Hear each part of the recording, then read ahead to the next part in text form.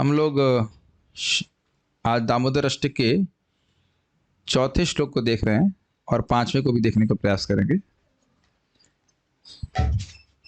कैसे गाते हैं? वरम देवा मोक्ष वरम देवा मोक्षम न मोक्षावधिं वा नाचन्यं वृणे हम वरे सदपीह। वरं देव मोक्षं न मोक्षं वदिं वा न चायं वृणेऽहं वरेशात्। वरम देव मोक्षम न मोक्षावधिं वा नाचन्यं वृणेऽहं वरेशादपीह। वरं देव मोक्षं न मोक्षावधिं वा न चायं वृणेऽहं वरेशादपीह। इदं ते वपुरनाथ गोपाल बाल इदं ते वपुरनाथ गोपाल बालम्। इदं ते वपुरनाथ गोपाल बाल इदं ते वपुरनाथ गोपाल बालम्। सदा मे मनसा विरास्तं किमन्ये। सदा मे मनसा विरास्तं किमन्ये। सदा मे मनसा विरास्तं किमन्यैः। सदा मे मनसा विरास्तं किमन्ये। वरं देव मोक्षं न मोक्षावधिं वा नाचान्यं वृणेऽहं वरेशादपीह। वरं देव मोक्षं न मोक्षावधिं वा न चायं वृणेऽहं वरेशादपीह। इदं ते वपुरनाथ गोपाल बाल इदं ते वपुरनाथ गोपाल बालम्। सदा मे मनसा विरास्तं किमन्ये। सदा मे मनसा विरास्तं किमन्ये। तो श्लोक क्रमांक 4 को देख रहे हैं। पहले इसका हम अनुवाद देखते हैं। हे देव, आप सब प्रकार के वर देने में पूर्ण समर्थ हैं, तो भी मैं आपसे चतुर्थ पुरुषार्थ रूप मोक्ष या मोक्ष की चरम सीमा रूप श्री वैकुंठ आदि लोग भी नहीं चाहता, और ना मैं श्रवण और कीर्तन आदि नवता भक्ति द्वारा प्राप्त किए जाने वाले कोई दूसरा वरदान ही आपसे मांगता हूँ। हे नाथ, आपका यह बाल गोपाल रूप मेरे हृदय में नित्य काल विराजमान रहे। मुझे और दूसरे वरदान से कोई प्रयोजन नहीं है। देखिए, पहले संस्कृत को देखिए। वरम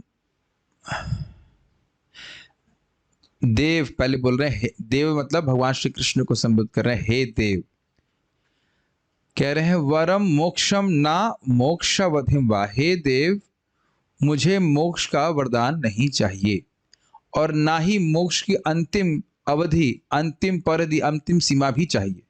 देखिए, इसको थोड़ा समझने का प्रयास कीजिए।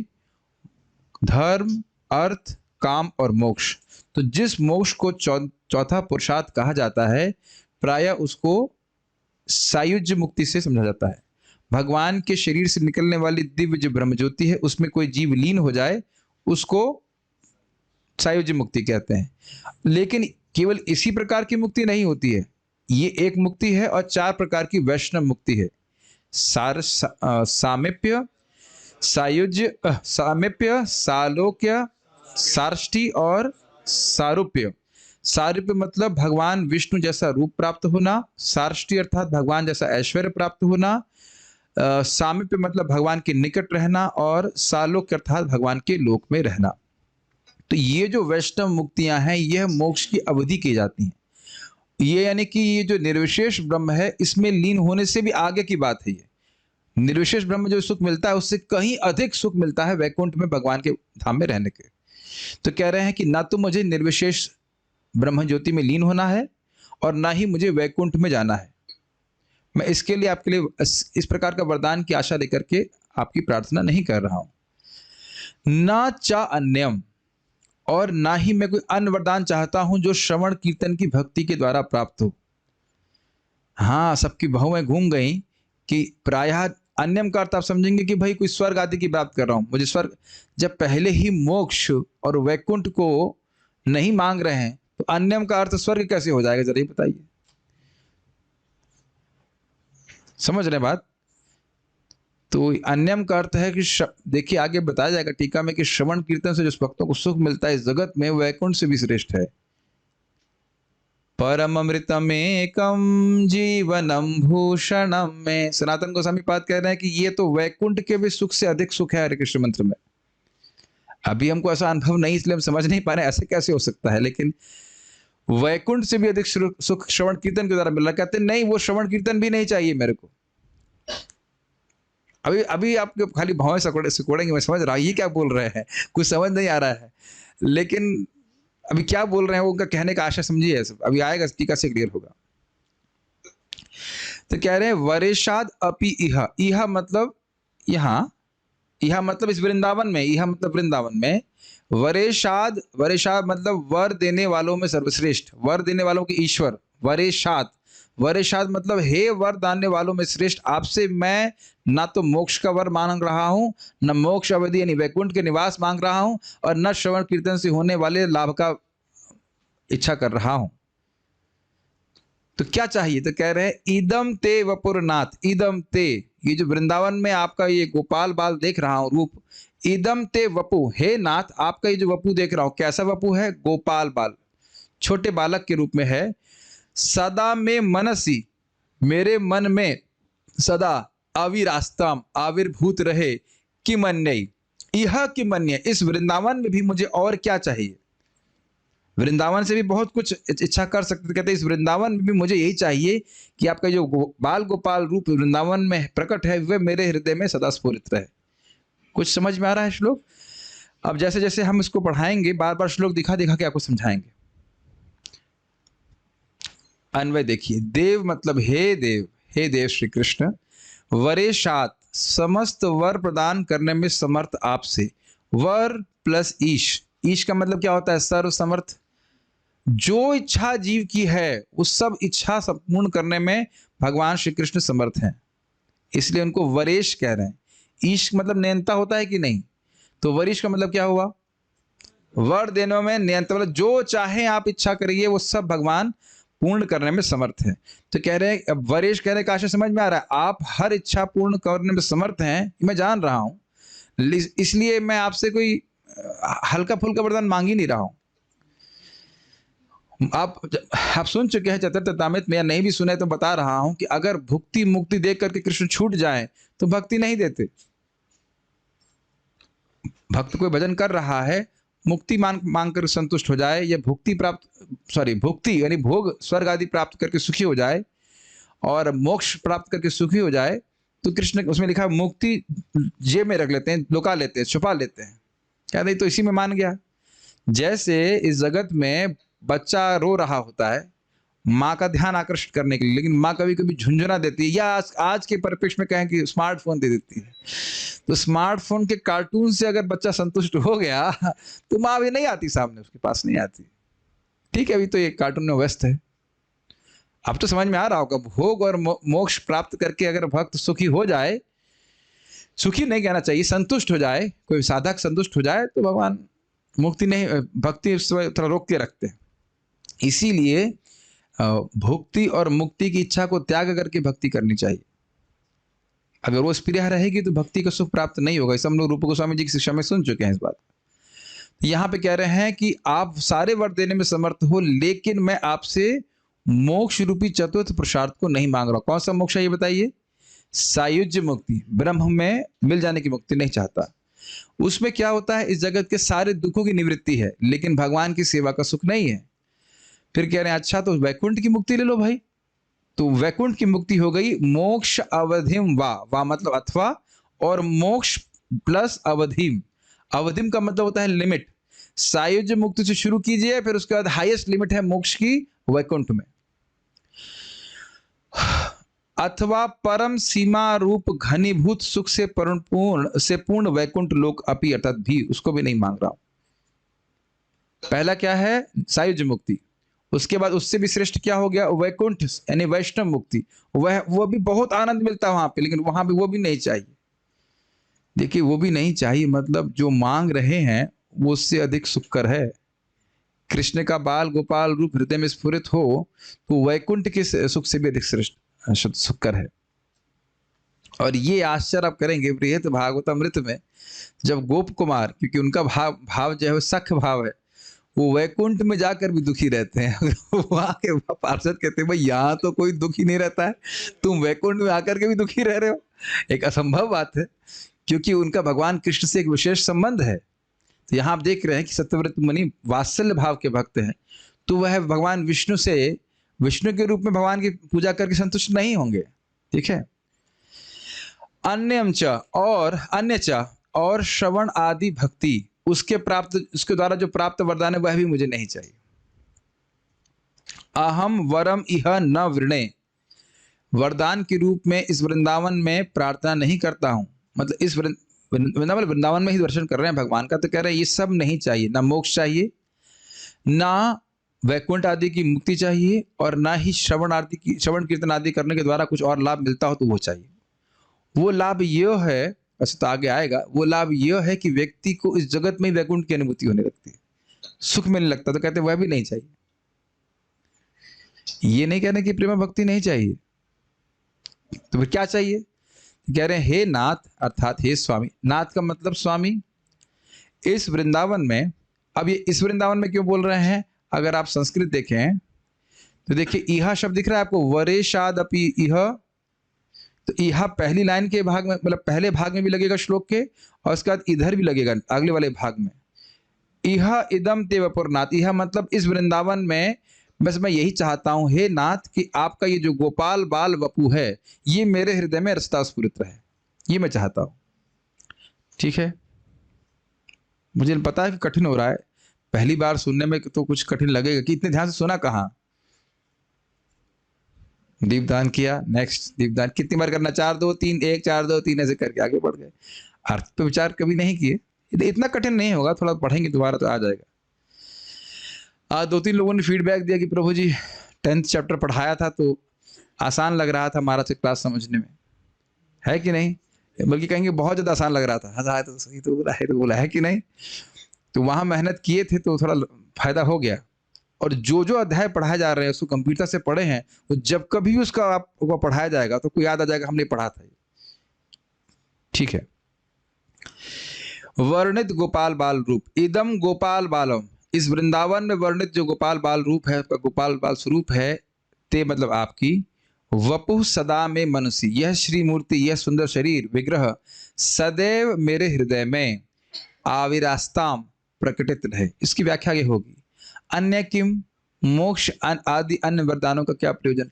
अब समझिए, भगवान कृष्ण के प्रति इनका वात्सल्य भाव है, तो कृष्ण का ये जो बाल गोपाल रूप हृदय में सदा स्फुरित है वो कब होगा भाई बताइए? प्रेम होगा तभी तो होगा।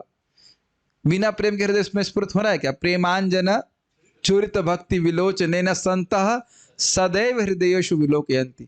तो ये मत सोचिए कि जो प्रेम भक्ति हाईएस्ट लक्ष्य है उसकी प्रार्थना नहीं कर रहे हैं। अभी हम सुन चुके, तथा प्रेम भक्तिम स्वकाम प्रयच्छ नामे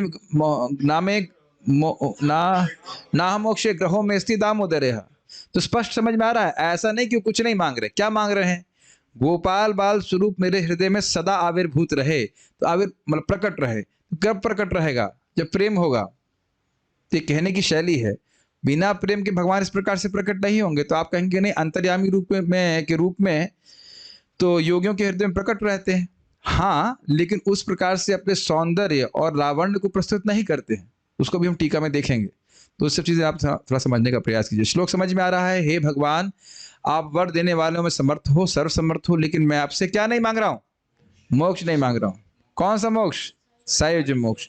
और मोक्ष की अवधि में नहीं मांग रहा हूं। मुकुंद, मोक्ष अवधि मतलब क्या होता है? मुकुंद मतलब मोक्ष देने वाला। तो मोक्ष मांगना है भगवान से? नहीं मांगना। और मोक्ष अवधि का अर्थ क्या हुआ? वैकुंठ का सुख भी। इनके पास माइक पहुंचाइए, इन्होंने स्पॉन्सर किया, एक माइक इनके पास पहुंचना चाहिए है। हाँ बोलिए, मोक्ष अवधि का अर्थ क्या है?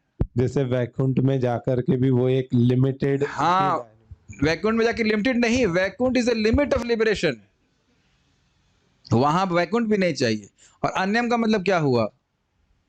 जो अन्य सायुज्य नहीं, अन्य का अर्थ हुआ श्रवण कीर्तन के द्वारा प्राप्त और कोई फल, वह भी नहीं चाहिए।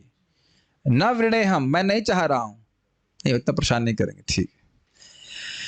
तो क्या चाह रहे हैं? इदम ते वपुर, ये जो आपका है नाथ, ये जो आपका वपु है, ये आपका जो गोपाल बाल स्वरूप है, सदा में मनसी, अमरनाथ, कैन यू अंडरस्टैंड? सदा में मनसी, what does it mean? You don't understand Hindi? Okay, we will leave you. Vijay Prabhu, सदा का मतलब क्या होता है? हमेशा। में मतलब मेरे, और मनसी मतलब मन में। सदा में मनसी यानी सदा मेरे मन में, आविरस्ताम का अर्थ क्या हुआ? प्रकट रहे, एकदम दिखता रहे हमेशा, कि मन नहीं, और मुझे सभी मोक्ष आदि से क्या प्रयोजन? ठीक है, चलिए पढ़ते हैं आगे। क्या होता है इसमें? हिचकी आ जाती है इसको, पता नहीं क्या कर रहा है। दिग्दर्शनी टीका का भाव अनुवाद, चतुश्लोक पे। इस प्रकार उत्कर्ष विशेष के वर्णन के द्वारा स्तुति करने के पश्चात अब इन 2 श्लोकों में मुनि प्रार्थना कर रहे हैं। चौथे और 5वें में आरंभ 2 श्लोक लेंगे। आपको याद ही है कि प्रार्थना करने से पहले प्रोटोकॉल है कि पहले भगवान की स्तुति की जाए। तो अब प्रार्थना कर रहे हैं, दिखाई पड़ रहा है कि क्या वरदान चाहिए? कि गोपाल बाल स्वरूप मेरे हृदय में आविर्भूत रहे। क्लियर? देव अर्थात हे परम प्रकाशमान। देखिए, प्रकाशमान एकदम प्रकाशमान का जैसे सूर्य प्रकाशित रहता है, ऐसे भगवान गोलोक में उज्जवल रूप में, द्योतमान शब्द था, उसको मैंने हिंदी आसान करने का प्रयास किया, प्रकाशमान। जैसे कोई देवता होता है ना, जैसे आप सुनिए, अगर मैं कहूं कि देवता कोई आए हैं, तो देवता कहने का आशय है कि उनके मतलब वपु से एक विशेष चमक निकल रही होगी। अब समझ में आ रहा है? देवता ऐसा नहीं होगा मरा हुआ, उसका चेहरा एकदम डाउन है, ऐसा नहीं है। अगर कहो इंद्रदेव आए हैं, सूर्यदेव आए हैं, तो आप समझेंगे ना कि क्या कहते हैं, ओज प्रकट होता है, इस प्रकार से एक चमक रहती है। तो इसलिए कह रहे हैं कि देव का एक अर्थ हुआ द्योतमान, शब्द संस्कृत शब्द है द्योतमान, उसको प्रकाशमान कह लीजिए, चमक रहे एकदम भगवान। अथवा हे मधुर क्रीड़ा विशेष परायण, ये देव या देवी का अर्थ ही होता है जो खेलने में बहुत रुचि रखे। इसी प्रकार से ब्रह्मा जी की 10.14.1 में क्या लिखा है जरा देखिए, वहां पे भी देव शब्द आता है। क्या है श्लोक अभी याद नहीं आ रहा है, हम लोग वहां पे व्याख्या किए थे इसको, बड़ा सुने थे बहुत पहले। क्या श्लोक है? 10.14. हाँ,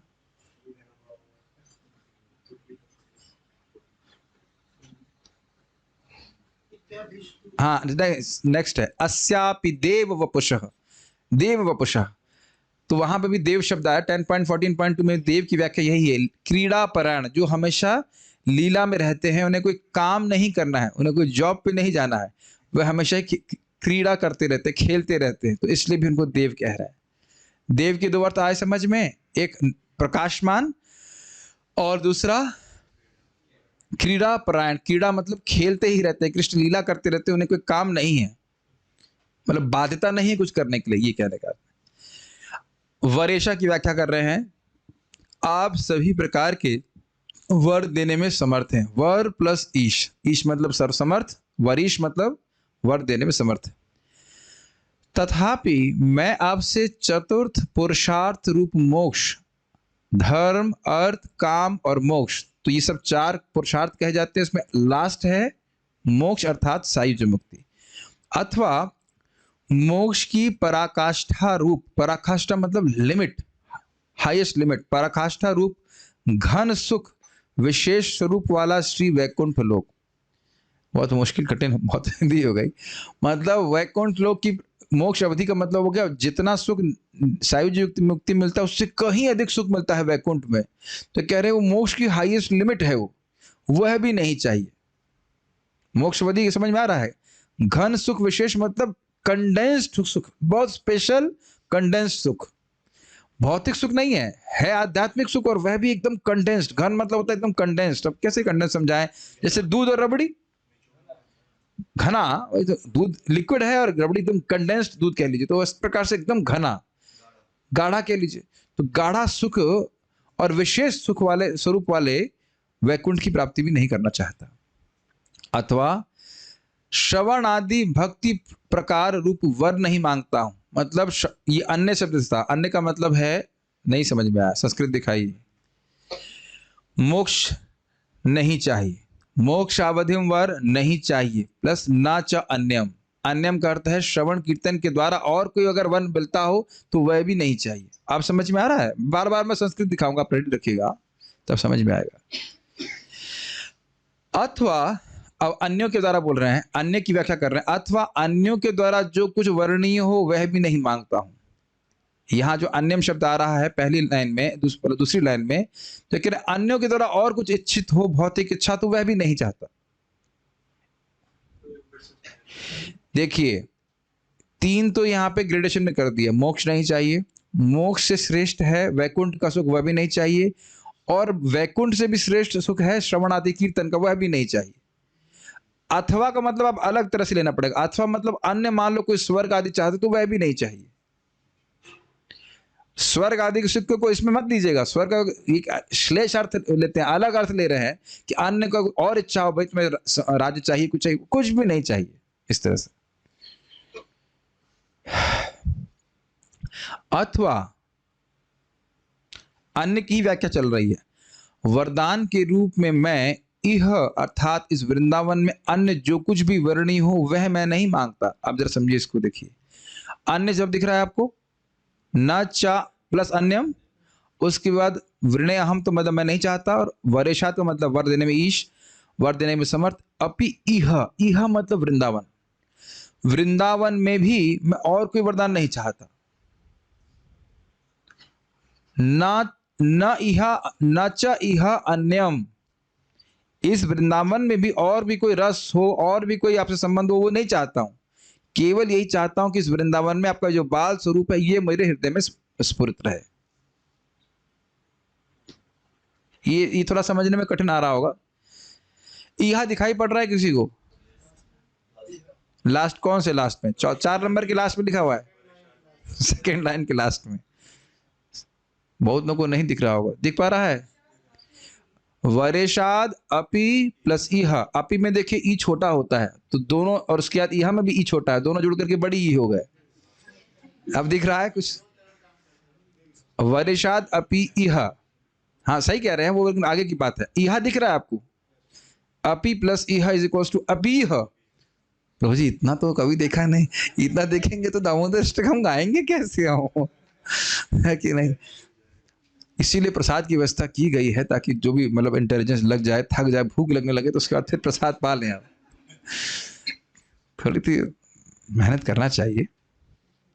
तो इहा को जोड़ दीजिए, ना चा अन्यम इह, इस वृंदावन में भी और कोई वरदान मिलता हो तो वह भी नहीं चाहिए। ठीक है, अब आपको आगे इहा को सेकंड लाइन से भी जोड़ना पड़ेगा। देहली दीपक न्याय समझ रहे हैं? ठीक है, लेकिन कुछ लोग शायद नहीं समझ रहे होंगे तो इसलिए रिपीट कर दे रहा हूं। देखिए यहां पे जो इहा शब्द है उसका पहली लाइन से भी लिंक है और अगली लाइन से भी लिंक है। इहा ना चा अन्यम, इस वृंदावन में मैं और कुछ नहीं चाहता, लेकिन इहा इदम ते वपुरनाथ, इस वृंदावन में जो आपका ये गोपाल बाल स्वरूप है ये मेरे मन में रहे, ये चाहता हूं। तो इहा शब्द जो है ये वृंदावन को मतलब संदर्भित करता है या इंडिकेट कर रहा है, इंगित कर रहा है। तो दोनों जगह जा रहा है, पहली लाइन से भी जा रहा है, दूसरी लाइन में भी लग रहा है। मोहित प्रभु आप पूछ के आना चाहिए कि मैं क्या पढ़ा रहा हूं। समझ में आ रहा है? ठीक है, ठीक है, तो लोड बहुत लगेगा ये। ठीक है, आगे पढ़ते हैं। अरे सॉरी, अभी तो दूसरा श्लोक देख गया। अन्य के कितने अर्थ समझ में? 3 अर्थ है अन्य के। श्रवण आदि भक्ति की प्राप्ति को वरदान नहीं चाहता, अन्यों को जो कुछ चाहिए वह भी नहीं चाहता, और वृंदावन में भी कुछ अन्य वरदान आप दो तो वह भी नहीं चाहता। क्या चाहते हैं? इस वृंदावन में आपका जो गोपाल बाल स्वरूप है वह मेरे हृदय में स्फुरित रहे, ये चाहता हूं। कुछ कठिनाई नहीं है। आप जानते हैं कि हम लोग भीष्मदेव के प्रसंग में सुन चुके हैं कि वो कह रहे हैं कि भाई मैं उन कृष्ण का स्मरण कर रहा हूं, उनको प्राप्त करूं जो पार्थ के सखा है। जो कृष्ण सामने है वहां उनका मन नहीं लग रहा है। याद आ रहा है? कह रहे हैं कि पहले के प्रेम के कारण, मेरा अभ्यास के कारण, जो भी कह लीजिए, मेरा मति तो केवल पार्थ सखा के में ही लगी हुई है। अब ये भगवान जो मेरे सामने, ये मेरे हृदय में प्रवेश नहीं कर रहे हैं, इसे भूल गए। देख रहे हैं भागवत पढ़ने से फायदा होता है कि नहीं आप समझ। चलिए,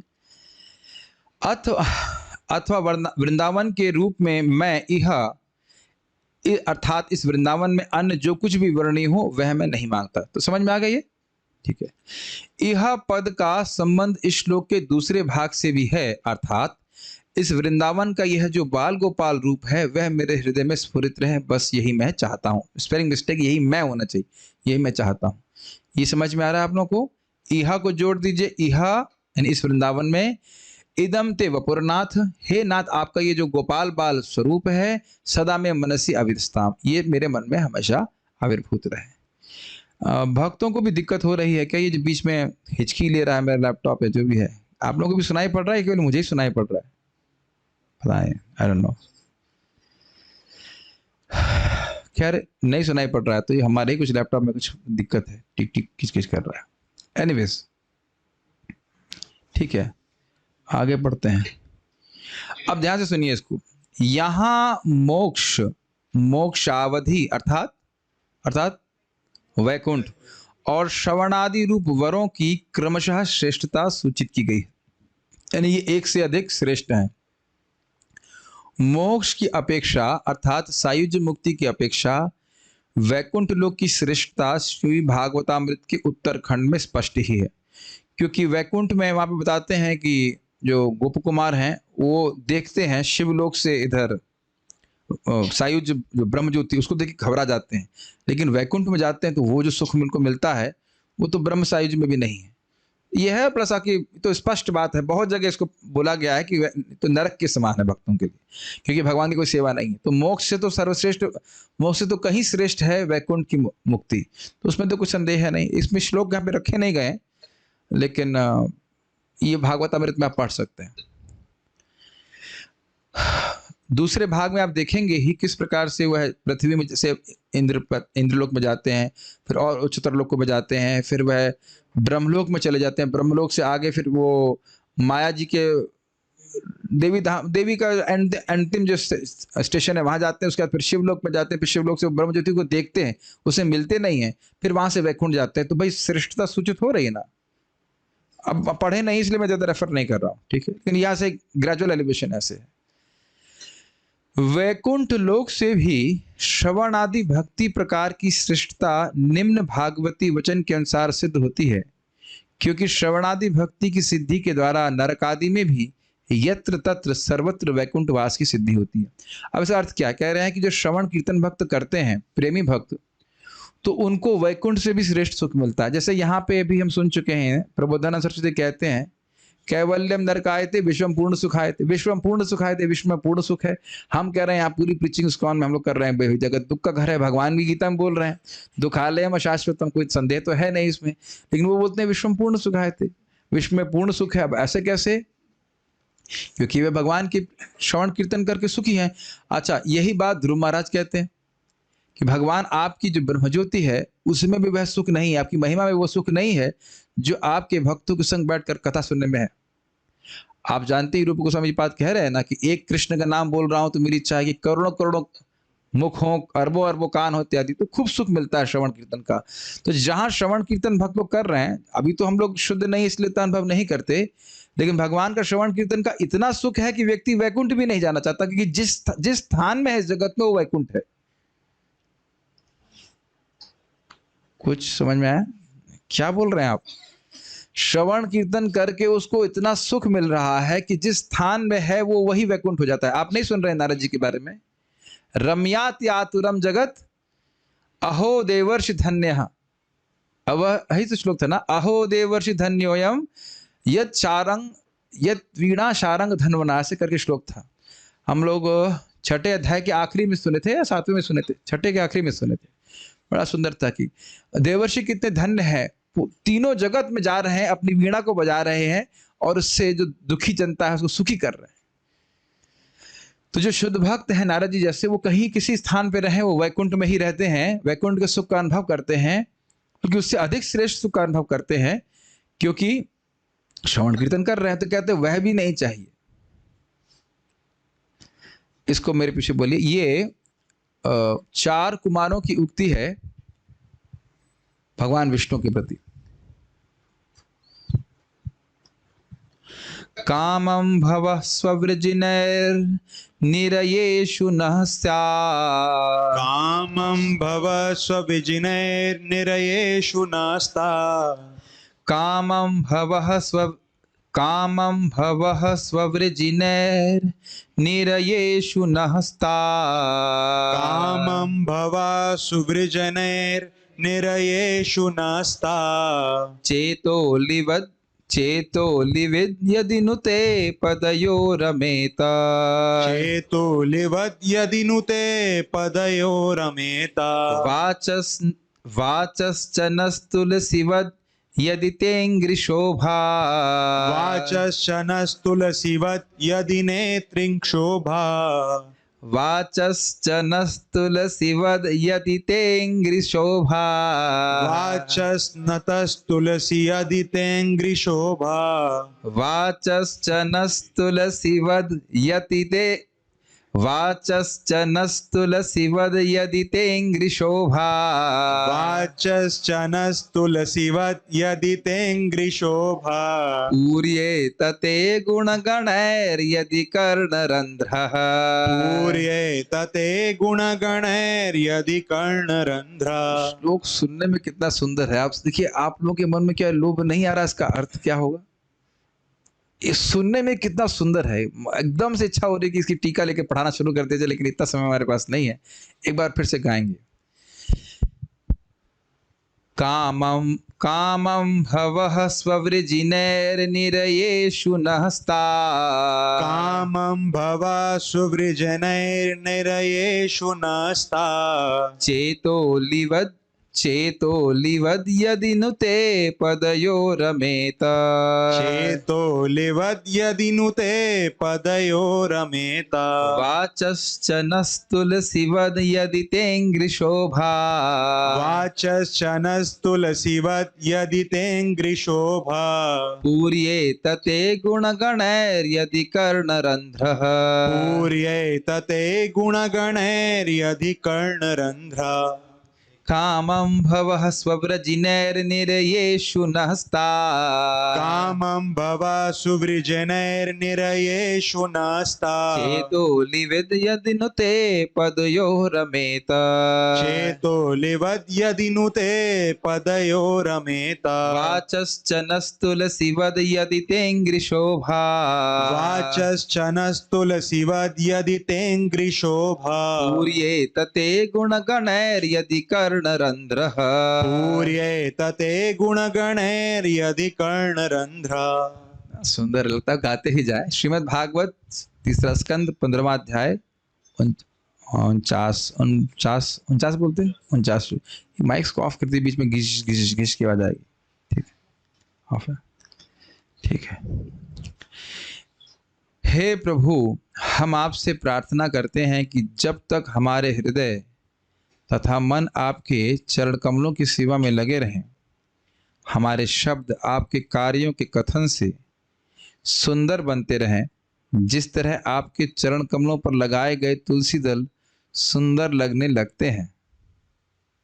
तथा जब तक हमारे कान आपके दिव्य गुणों के कीर्तन से सदैव पूरित होते रहें, तब तक आप जीवन की जिस किसी भी नारकीय स्थिति में हमें जन्म दे सकते हैं।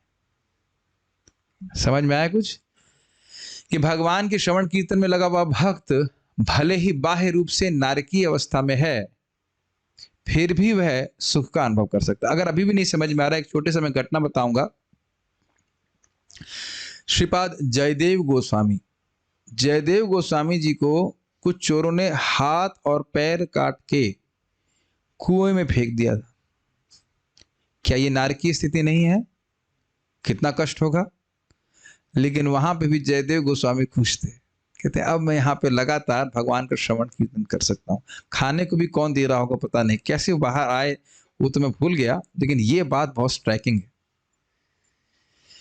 तुल्य नहीं, नारायणा परा सर्वे न कुतश्चन भिभ्यति स्वर्गापवर्ग नरकेषु अपितुल्यार्थ दर्शिनः, जो नारायण के परायण हैं, वाकई भगवान के भक्त हो गए हैं, वह किसी भी वस्तु से भयभीत नहीं होते।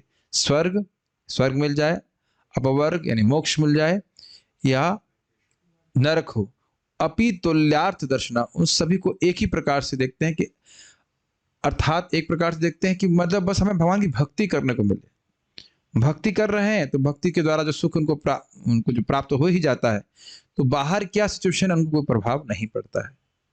बहुत उच्च अवस्था है भक्ति की। तो इसलिए ये ऐसी अवस्था है जिसमें व्यक्ति वैकुंठ जाने के बारे में भी नहीं सोच रहा है, वो श्रवण कीर्तन करके ही इतना सुखी है, उसके सामने मोक्ष आदि सब छोटे लगते हैं। भक्ति का एक गुण है मोक्ष लघुताकृत, और ये भाव भक्ति का गुण है। तो भाव भक्ति इसको प्राप्त है, उसके लिए मोक्ष इत्यादि कुछ छोटे लगते हैं। तो ये वैकुंठ का मोक्ष भी वह भक्त नहीं चाहता, भगवान का श्रवण कीर्तन करके ही सुखी है। तो इस प्रकार से वह किसी भी अवस्था में हो वह नहीं चाहता। दिया क्या है, उस सालोक के सामीप्य सालोक्य सामीप्य, हाँ, दिया मानम न गृह्णन्ति बिना मत सेवनम जनई, कि मैं इस प्रकार के 4 प्रकार की वैकुंठ मुक्ति भी अपने भक्तों को देता हूँ। दिया मानम देता हूँ, फिर भी वह स्वीकार नहीं करते। दिया मानम न गृह्णन्ति बिना मत सेवनम जनई, यदि उनको मेरी सेवा प्राप्त नहीं होती। तो इस प्रकार से भक्तों की विशेषता बता रहे हैं कि वह वैकुंठ की अपेक्षा भी नहीं करते। तो ये वैकुंठ से भी श्रेष्ठ श्रवण कीर्तन की भक्ति है। तो कह रहे वह भी नहीं चाहिए। ये नहीं कह रहे कि भक्ति नहीं चाहिए, कह रहे श्रवण कीर्तन के द्वारा कुछ अगर लाभ मिलता है तो वह भी नहीं चाहिए। अच्छा, तुम इन वरदानों को नहीं मांगते तो क्या मांगते हो? मैं फिलहाल ये मांग रहा हूं कि फैन चला दीजिए। ठीक है। अच्छा, तुम इन वरदानों को नहीं मांगते हो, भगवान पूछ रहे भाई कुछ नहीं मांगते तो फिर प्रार्थना किस लिए कर रहे हो, क्या चाहिए? तो इसके उत्तर में मुनि कह रहे हैं, हे नाथ, मेरे द्वारा वर्णित जो वृंदावन में आपका गोपाल बाल रूप शरीर है वह सदा मेरे मन में प्रकट रहे। देखिए, ये स्वरूप उनके हृदय में प्रकट है और उसके सुख का अनुभव कर रहे हैं। बस वही कहते हैं ये ऐसे इसी प्रकार से प्रकट रहे। यहां पे भी आप कोई बहुत सुंदर वस्तु का आस्वादन कर लेते हैं तो कहते हैं बस यही चाहिए, है कि नहीं? उसी आशय में समझना होगा। यद्यपि आपको कहे नहीं अंतर्यामी के रूप में तो प्रकाशित हूं, ये गोपाल बाल रूप क्यों मांग रहे हो? क्यों चाहते हो कि गोपाल बाल रूप आपके हृदय में रहे? तो कह रहे हैं यद्यपि आपका अंतर्यामी आदि मतलब अंतर्यामी रूप, यद्यपि आपका अंतर्यामी रूप हृदय में स्थित है, तथापि सर्वांग सौंदर्य आदि का प्रकाश करते हुए आप साक्षात जैसा प्रकट होएं। इस समझ में आ रहा है? अंतर्यामी रूप में भगवान अपने पूर्ण सौंदर्य को प्रकाशित नहीं करते हैं, क्योंकि प्रायः जो अष्टांग योगी हैं उनकी भगवान की सेवा की इच्छा नहीं होती। भगवान का दर्शन तो करते हैं अंतर्यामी के रूप में, लेकिन भगवान अपने पूर्ण सौंदर्य को प्रकाशित नहीं करते हैं। और आप जानते हो इस बात को कि भगवान कृष्ण जितना सौंदर्य वृंदावन में प्रस्तुत करते हैं उतना मथुरा द्वारका में नहीं करते, उससे कम वैकुंठ में करते हैं। और ये भगवान अपनी इस विशेष शक्ति से करते हैं कि विशेष परिस्थिति में अपनी पूर्ण बल पूर्ण सौंदर्य आदि को प्रकाशित नहीं करते। तो ये नहीं सोचना चाहिए कि अंतर्यामी भी विष्णु स्वरूप हैं तो वह भी उतने ही सुंदर होंगे जितने की, या सौंदर्य प्रकाशित करेंगे जितना कि कृष्ण का बाल गोपाल रूप। ये सब रिकॉर्डिंग में जाएगा, इसलिए कौन कर रहा है खिट खिट मत कीजिए, ठीक है? कुछ समझ में आ रहा है? वो ये नहीं चाह रहे हैं कि अंतर्यामी रूप भगवान कृष्ण का उनके हृदय में स्फुरित हो, वह गोपाल बाल रूप के प्रति ही आसक्त हैं और वही देख करके वह सुखी होंगे, इसलिए वही रूप हृदय में प्रकाशित हो। किस प्रकार से? अपने सारे अंगों के सारे सौंदर्य को प्रकाशित करते हुए। नहीं समझ में आ रहा है? गोपाल बाल जो रूप है उसी के प्रति ये मुनि जो है आकर्षित हैं, तो कह रहे हैं वही सारे सौंदर्य को प्रकाशित करते, अपने सभी अंगों के सभी सौंदर्य को प्रकाशित करते हुए आप मेरे हृदय में स्फुरित हो। मेरी हिंदी नहीं समझ में आ रही है या कुछ कठिन हो रहा है?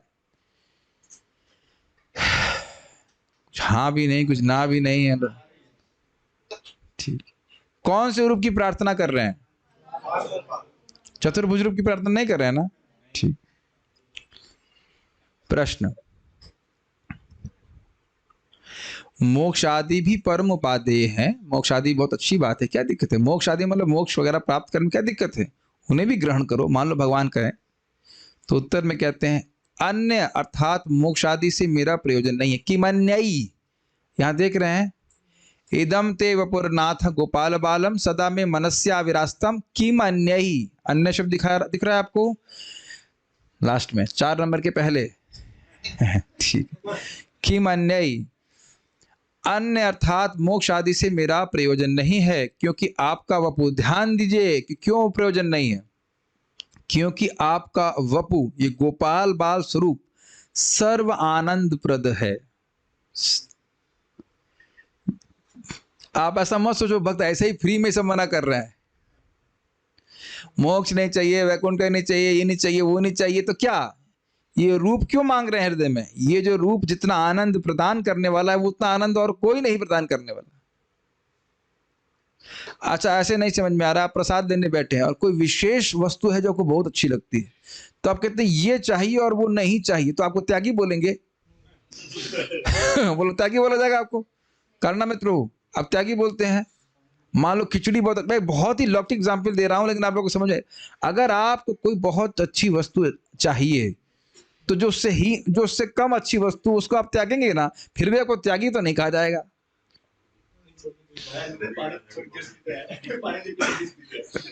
आप सोचिए, बताइए, ऐसा तो नहीं करते हैं। तो कृष्ण का ये जो गोपाल बाल स्वरूप है, ये सर्व आनंद प्रभु, सब अत्यधिक आनंद में प्रदान करने वाला, अत्यधिक आनंद देने वाला है। तो जो वह मेरे हृदय में रहेगा, तो अब और सारे सुख तो अपने आप ही प्राप्त होंगे, तो उनको मांगने की क्या जरूरत है? तो उसकी सिद्धि द्वारा ही सभी सिद्धियां हो जाएंगी। अब समझ में आ रहा है कि इदम ते वपुर क्यों बोल रहे हैं? अभिरूप प्रभु भगवान के कौन से रूप को की प्रार्थना कर रहे हैं हृदय में? गोपाल बाल रूप। और क्यों कह रहे हैं? यस, वो सारे प्रकार के आनंद देने वाला है, तो सारे आनंद उसमें सम्मिलित है। मैं कहूं मुझे अब 2 रुपए नहीं चाहिए, मुझे 5 रुपए नहीं चाहिए, मुझे 100 रुपए चाहिए। हाँ, कितना अनन्य है। अरे भाई, 100 रुपए मिल गया तो 2 रुपए 3 रुपए तो मिल ही गए ना। तो हर प्रकार के आनंद की अनुभूति वह रूप कराने वाला है। और यदि उसकी प्राप्ति नहीं होती, किसकी प्राप्ति होती?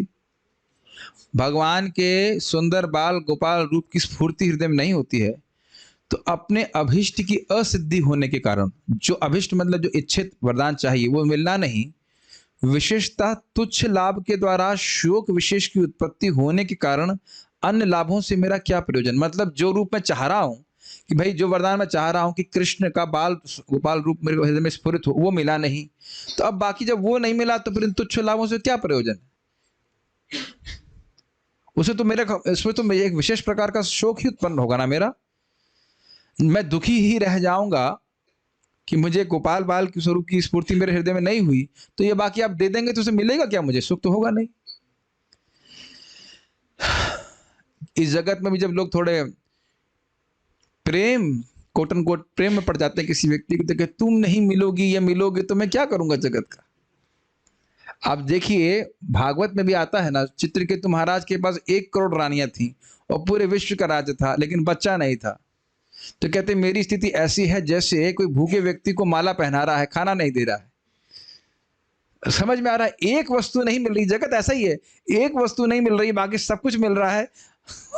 व्यक्ति दुखी रहेगा। आपने देखा ही कभी से? इस जगत में सब कुछ होगा आपके पास, स्वस्थ शरीर है, पैसा है, सब कुछ है, लेकिन ऐसा व्यवस्था बना के रखा है कि एक वस्तु नहीं मिलेगी, इसमें आप दुखी हो जाओगे। ये मुझे बड़ा इंटरेस्टिंग लगता है। सब कुछ हो जाएगा, हो सकता है कोई सम्मान ना दे, वो भी केवल एक दिन, हो सकता वो आरती ना दिखाए सामने, ओ पूरा दिन दुखी रहेगा। क्या आपको जब में कभी ऐसा हुआ है? नहीं। अरे खूब होता है। एक बात आपकी पकड़ ले, कोई व्यक्ति एक बात नहीं सुन रहा, कि पूरा जब उसी में मैं बता रहा था एक बात को, डांट रहा था, तुम जब मैं कहाँ था, मेरी 7 माला उसमें खर्च हो गई तुमको ढूंढते ढूंढते। कहाँ गए कहाँ गए कहाँ गए, हमने कहा 7 माला खर्च हो गई। और उस वक्त मैं सोच भी सकता था कि अरे भाई बाद में ढूंढेंगे, पहले माला कर लो, लेकिन आप जानते हैं मन वो पकड़ लेता है उसको, कहाँ गया, मेरी बात नहीं सुनी, मेरी बात नहीं सुनी, नलायक, ये वो पता नहीं क्या बोलता है, नहीं करता है मन। एक व्यक्ति एक बात बोल दे बस। लेकिन इस जगत की रीति ही है कि आपके पास सब कुछ होगा, बस एक चीज नहीं होगी, और उसका जब वो प्राप्त हो जाएगी तो फिर एक चीज नहीं होगी, और फिर जब वो प्राप्त हो जाएगी तो फिर एक चीज नहीं होगी। तो उस एक चीज की वजह से ही दुखी होता है। तो मैं एक उदाहरण बता रहा था इस प्रकार से कि कह रहे हैं कि जब भगवान के गोपाल बालक रूप की जो मुझे सबसे प्रिय वस्तु वो नहीं मिला, तो ये मोक्ष वोक्ष अगर क्या मिलेगा, कुछ नहीं फायदा होगा, कोई सुख नहीं मिलेगा। ये गलत नहीं है। गोप कुमार जी वैकुंठ में गए हैं कि वह कृष्ण को साक्ष्य भाव में प्रेम करते हैं। तो जब तक मदन गोपाल का स्वरूप उनको नहीं मिल जाता, मतलब उनकी क्या कह सकते हैं, परस्पर संबंध नहीं मिल जाता, तो जागृत है उनकी धाम में जाकर उसे इस प्रकार का आदान प्रदान नहीं मिल जाता, वह संतुष्ट नहीं होंगे। जिस भक्त का जो विशेष रस है भगवान के प्रति, वो उसी में जाके संतुष्ट होगा। ये यहाँ भी एकदम क्लियर समझ में आ रहा है। वो कह रहे हैं ना, वरदान और कोई वरदान नहीं चाहिए, और कोई रस की अनुभूति नहीं चाहते, वो केवल वात्सल रस की अनुभूति चाहते। ठीक है, ये भीष्म देव में भी सुना था आपने। और आप जानते हैं कि गोपियां भी भगवान नारायण स्वरूप के प्रति आकृष्ट नहीं होती हैं, प्रणाम करती हैं, पूछते हैं कृष्ण कहाँ है। तब देख रहे हैं हर भक्त एक विशेष रस भगवान के विशेष स्वरूप के प्रति आकृष्ट होता है। हनुमान जी भी हम शब्द सुन चुके हैं कि हमें पता है कि भगवान राम और कृष्ण में कोई भेद नहीं है, लेकिन फिर भी उनका जो आकर्षण है भगवान राम के प्रति। ठीक है, ओके। किमन्यय की दूसरी व्याख्या की जा रही है, मतलब प्रश्न के रूप में। ठीक है, मोक्ष आदि मत लो, किंतु परम अपेक्षित मेरी चतुर्भुज आदि मूर्तियों का दर्शन, उनसे संभाषण आदि वर लो। कितना सुंदर। ठीक है, ठीक है, आपको मोक्ष नहीं चाहिए तो कोई मोक्ष नहीं दे रहे हैं, तो हम आपको वैकुंठ में ले आएंगे, आप चतुर्भुज रूप हम रहेंगे, हमसे बात करना। मान लो भगवान कहें कि हम भाई चतुर्भुज रूप में रहेंगे, भगवान के रूप में हमसे बात कीजिएगा, देखिएगा हमको, वो वर ले लो।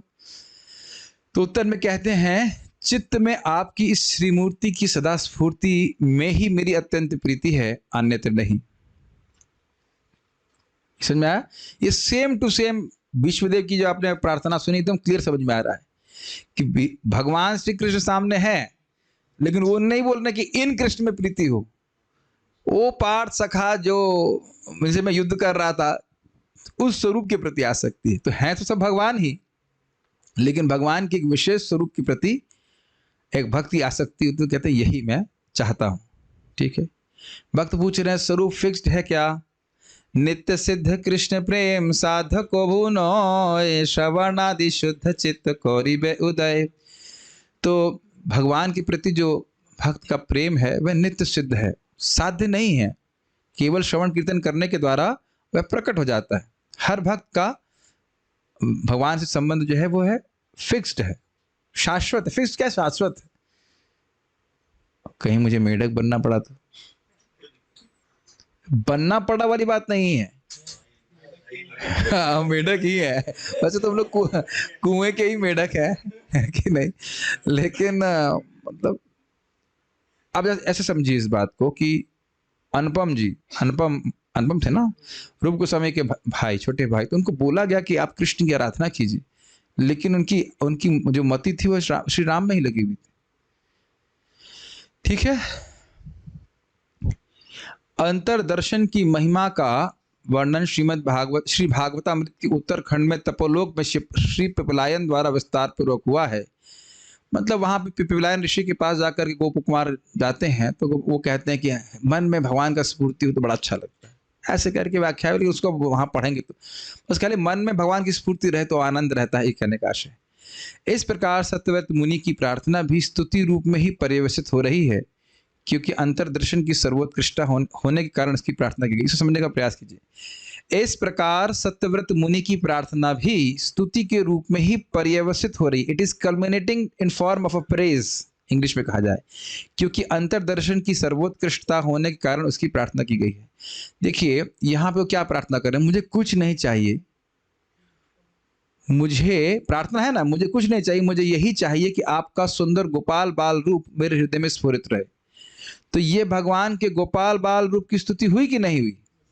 भाई मुझे मोक्ष नहीं चाहिए, मुझे वैकुंठ का वास नहीं चाहिए, श्रवण कीर्तन से प्राप्त होने वाले और कोई वर होता हो तो वह भी नहीं चाहिए, मुझे केवल आपका गोपाल बाल स्वरूप चाहिए। तो अब ये तो प्रार्थना है स्पष्ट कि ये चाहिए, लेकिन इसका मतलब समझ लें कि जो गोपाल बाल स्वरूप है कृष्ण का, वह सर्वोत्कृष्ट, अत्यंत अधिक है। वैसे तो हम सुन रहे हैं श्याम सुंदर स्वरूप, लेकिन यहाँ इस कंटेक्स्ट में देखें कि उसकी सर्वोत्कृष्टता, हृदय में भगवान को नित्य निरंतर देखने की जो योग्यता है, वह सर्वश्रेष्ठ कही जा रही है। ये कहने का आशय। तो स्तुति तो कर रहे हैं, प्रार्थना कर रहे हैं, लेकिन वो स्तुति के रूप में ही हो रही है कि गोपाल बाल रूप जो है उसकी उत्कृष्टता वह प्रस्तुत कर रहे हैं। नहीं समझ में आ रही बात? प्रार्थना कर रहे हैं, समझ में आ रही है? मोक्ष नहीं चाहिए, मोक्ष अवधि वैकुंठ नहीं चाहिए, श्रवण आदि कीर्तन के द्वारा प्राप्त वर भी नहीं चाहिए। क्या चाहिए? गोपाल बाल स्वरूप मेरे हृदय में स्फुरित हो। तो ये गोपाल बाल स्वरूप की महिमा का वर्णन नहीं हुआ, उनकी स्तुति हुई ना कि बहुत अच्छा स्वरूप है।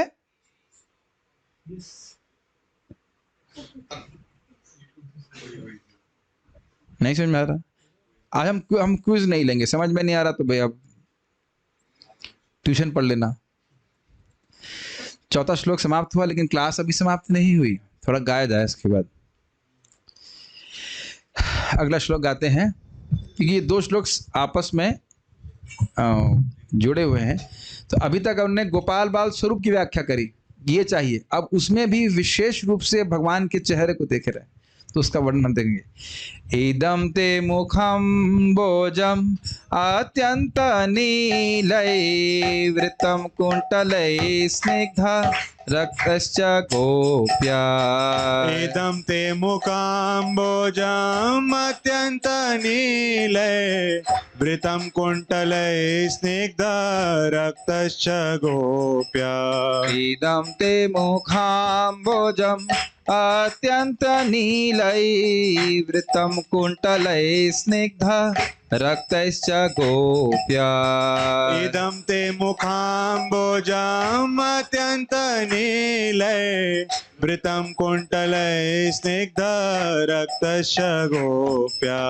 मुहुश्चुम्बितं बिम्ब रक्ताधरं मे।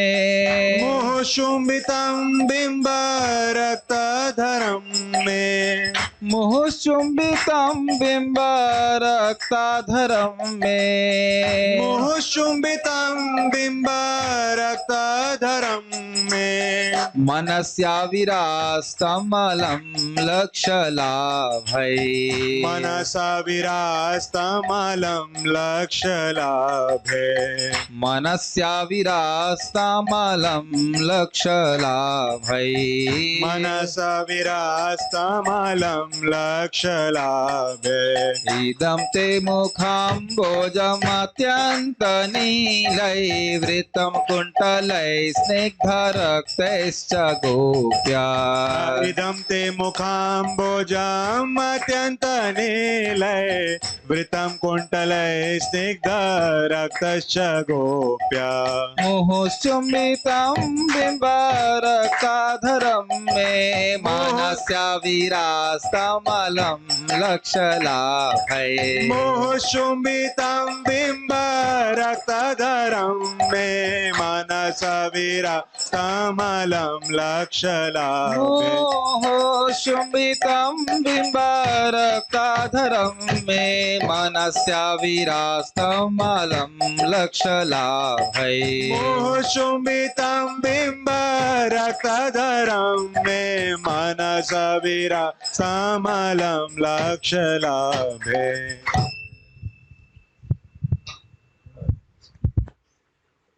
हे प्रभु, आपका श्याम रंग का मुख कमल जो कुछ घुंघराले लाल बालों से आच्छादित है, मैया यशोदा द्वारा बार बार चुम्बन किया जा रहा है और आपके होंठ बिंब फल जैसे लाल हैं। आपका ये अत्यंत सुंदर कमल रूपी मुख मेरे हृदय में विराजित रहे, इससे अन्य सहस्त्रों वरदानों का मुझे कोई उपयोग नहीं। पिछले श्लोक में कौन से रूप का वरदान मांग रहे हैं? गोपाल बाल रूप का। और अब कहाँ फोकस कर रहे हैं? भगवान के मुख के ऊपर। तो ये दो प्रार्थना के रूप में दिख रहा है आपको दो श्लोक, इसलिए दो श्लोक साथ में लिए जा रहे हैं। इदम ते, ये जो इदम मतलब ये जो, आपका, ते मतलब आपका, मुख प्लस अम्बोजम, मुख मतलब मुख और अम्बोज का मतलब होता है अम्बोज, मतलब जल, जल में उत्पन्न, जल में क्या उत्पन्न होता है, कमल, जो कैसा है, अत्यंत नीलय, अत्यंत नीलय मतलब अत्यधिक श्याम, श्यामल वर्ण, नीला। अब नीला, नीला मतलब जैसे मेरा मोबाइल फोन नीला, उसका कवर नीला, ऐसा नीला नहीं है, समझ रहे, नीला मतलब जैसे प्रभु जी का जैकेट नीला, वैसा नीला भी नहीं, तो अत्यंत नीला है। वो बैग नीला, वैसा नीला भी नहीं, और जो कहीं नीले यहाँ पे दिख रहे हैं वो भी नहीं, यहाँ जितने बैग बुक दिख रहे हैं ये नीला, ये भी नीला नहीं। ये कृष्ण का ये अंदाज देने के लिए है, कृष्ण का नीला पूरी तरह दिव्य है। देखिए ये बात समझ लीजिए कि जिस रूप का वर्णन कर रहे हैं ये इनके ध्यान में स्फुरित हो रहा है, इसको आप इस जगत के किसी रूप रंग से नहीं मैच कर सकते हो, ठीक है। अंदाज देने के लिए बोला जा रहा है, क्योंकि अभी हम लोग तो चिन्मय स्वरूप को धारण नहीं, मतलब समझ पाएंगे, उसकी धारण नहीं कर पाएंगे, तो कह रहे हैं फिर भी मुख कैसा है, अत्यंत नीला स्वरूप है। वृतम मतलब आवृत, ढका है, ढका मतलब आ रहे हैं मुख के ऊपर। कुंतलई, कुंतलई का अर्थ होता है अलकावली, आपने ये भीष्मदेव के उसमें भी सुना था, अलक कुलावनाब्जम, अलक कुलाननाब्जम, अलक कुलाननाब्जम, आननाब्जम, आपका मुख कमल अलक कुल, घुंघराले बालों के समूह कह लीजिए, अलक कुल, अलक समझते हैं, अलक घुंघराले बाल, हम लोग तो अब नहीं समझते हैं, हाँ लट कह सकते हैं, लेकिन वैसे कभी भी घुंघराले बाल तो हम लोग रखे नहीं हैं, लेकिन ये सब ऐसा तो लोग देखते हैं ना, ऐसे घुंघराले बाल आ जाते हैं लोगों कैसे, तो वह कृष्ण के घुंघराले बाल उनके मुख के ऊपर आ रहे हैं। ये समझ में आ रहा है, रंग कैसा भगवान का वर्णन कर रहे हैं, मुख का श्याम, अत्यंत श्यामल वर्ण। वृतम कुंतलाई मतलब अलक, उनके अलक, अलकावली कह लीजिए, अलकों की भगवान कृष्ण के ऊपर जो घुंघराले बाल हैं वह मुख के ऊपर आ रहे हैं, और वो कैसे हैं, स्निग्ध रक्तश्च, स्निग्ध मतलब चिकने। आपने देखा है ये तो जब लोग, मतलब अब तो हम लोग तो खैर सिद्धि भी हो गए, ऊपर उठ गए, ऊपर उठ गए या बाल ऊपर से उठा दिए, जो भी कह लीजिए, लेकिन जनरली ये शैम्पू का एडवर्टाइजमेंट ऐसे करते हैं, आपके बालों को चमकीला बनाता है। चमकीले बाल समझते हैं आप, नहीं समझते, शाइनी, हाँ। तो स्निग्ध और रक्तश्च, अब रक्तश्च का अर्थ क्या है, ये स्निग्ध शब्द बालों के लिए ही है ना, एक minute, but let me just confirm, बालों के लिए था कि नहीं, हाँ स्निग्ध रक्त ही, कोमल, हाँ स्निग्ध मतलब कोमल और चमकीले, दोनों बात है, कृष्ण के बाल चमकीले भी हैं भाई, गलत नहीं है, स्निग्ध का बहुत सारे अर्थ होता है, कोमल भी होता है, चमकीला भी होता है, ठीक है, और हल्के से लाल लाल। अब ये हम पहली बार देख रहे हैं, मुझे संदेह हो गया, मैं 2-3 जगह अनुवाद देखा, हमने कहा कृष्ण के बाल लाल तो हम सुने नहीं है, आपने भी कभी सुना नहीं होगा ना, मैं आज तक रक्त शब्द से है वो कृष्ण के होठ या गाल के ऊपर लिया करता था, मैं सोचता था स्निग्ध रक्त मतलब जो उनके चिकने चिकने गाल हैं, गोल गोल से प्यारे प्यारे, देखो हमने सुना था ना दर्पण के समान है, तो वह भी अर्थ मन में आ रहा था, और वह बार बार चुम्बन करने से वह उनके गाल लाल हो जाते होंगे, लेकिन यहाँ पे ये शब्द इसके लिए नहीं है, भगवान के गाल के लिए नहीं है। स्निग्ध और रक्त जो है वह है उनके बालों के लिए, वो चिकने और कोमल बाल हैं कृष्ण के, और हल्का हल्के लालिमा से युक्त है। पढ़ाने का बड़ा लाभ होता है, कुछ चीजें हम अज्यूम करके चल लेते, दिखता नहीं होता, कुछ और दिखा हुआ है, एकदम से मैं ध्यान गया कि नहीं, तो पहले विश्वास ही नहीं हुआ, लाल बाल ऐसे तो कभी सुना नहीं, हमने इतनी बड़ी नहीं ना, आप जान रहे होंगे, देखिए हम तो इतनी भागवत नहीं पढ़े, नहीं सही में नहीं पढ़ा है, दशम स्कंद इतना हमने छाना नहीं है अभी क्या बिल्कुल ही नहीं छाना, थोड़ा बहुत ही देखा। तो यहाँ पे एक विशेष बात हमें सीखने को मिल रही है कि कृष्ण के बाल कैसे हैं, चिकने और लाल का लाल। आप पूछेंगे कौन सा शैम्पू कृष्ण लगाते हैं, हमको नहीं पता, शैम्पू की जरूरत नहीं कृष्ण को, उनके बालों में तो घोड़ों की धूल लगी रहती तब भी बड़े सुंदर लगते हैं। तुरग रज विधूम्र विश्वक कचलुलित वारि वारिश्रम वृतांगे, ऐसे करके सुना था। तो खैर जो भी है, तो यहाँ पे भगवान कृष्ण के बाल कैसे हैं बताइए, एक तो घुंघराले हैं, मुख के ऊपर आ रहे हैं, चिकने हैं, कोमल हैं और हल्का लालिमा युक्त हैं। अब हमको तो कुछ इसमें ज़्यादा नहीं कह सकते, लेकिन आजकल माता जी लोग प्राय अपने बालों को ऐसे लाल पीला करा लेती हैं, बीच बीच में हल्का सा रेशे जो होता है ना, उस ब्लीच कहते हैं उसको, हाँ सर, हाईलाइट कर देते हैं जैसे यहाँ पे टेक्स्ट के ऊपर येलो से हाईलाइट अच्छा हाईलाइट करके इसमें लिख देना चाहिए पागल है ठीक है, हो सकता है ये श्लोक पढ़ के उनको इंस्पिरेशन मिला हो लाल लाल करने का, लेकिन कृष्ण के बाल सहज रूप से लाल है, ठीक है, लालिश है, लालिश में रेडिश, लालिमा से युक्त है। ओके, गोप्या, अब यहाँ गोप्या के दो अर्थ हैं, अनुवाद में रखा गया है माता यशोदा, लेकिन गोपी का अर्थ श्रीमती राधा रानी भी है, हो सकता है, और गोपी का अर्थ यशोदा मैया भी हो सकता है। गोपी के द्वारा मुहुस चुंबितम, उनके जो गाल हैं वो बार बार चूमे जा रहे हैं। बिंब रक्त अधरम, बिंब फल के समान जिनके होठ लाल लाल हैं। मे मनसी, मेरे मन में। अविरास्तम, इस प्रकार का भगवान का मुख कमल, मुख ऑब्वियसली मुख मतलब पूरा शरीर, अविरास्त मतलब विराजमान हो, प्रकट हो। अलम लक्ष्य लाभ है, और लाखों लाखों लाभों का मेरे लिए कोई प्रयोजन, कोई जरूरत नहीं है। श्लोक समझ में आ रहा क्या? इदम ते मुखाम्बोजम, ये जो आपका मुख कमल है, जो अत्यंत नीले अर्थात अत्यंत श्यामल वर्ण का है, जो कुंतले मतलब घुंघराले बालों से आवृत है।